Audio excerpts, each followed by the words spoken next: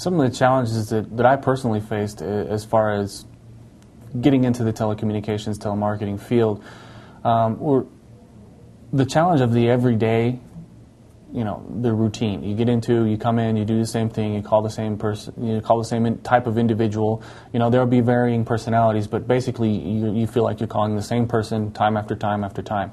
And one of the best ways that I found to try and overcome that was to think of each one as a person and try and connect with them and take each call, as an individual. And that's challenging because you do take a lot of calls. And some of the other challenges that I faced were oftentimes from the other people that you work with. They're a distraction, or they want to cause drama, they want to get involved, they want to be your friend, they don't want to be your friend, things like that. And it's challenging and it's distracting. And a lot of times that can lead to diminished performance while you're working.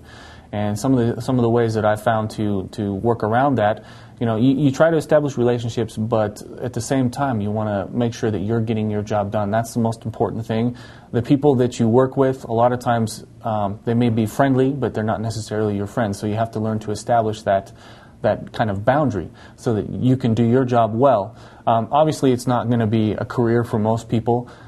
So some of these tips are just to help them get by, help them enjoy their job better. Remember that it's just a job, not to take everything so seriously, whether it's the customers or some of your coworkers, not to make everything into, make mountains out of molehills, so to speak, and, be very mature about things.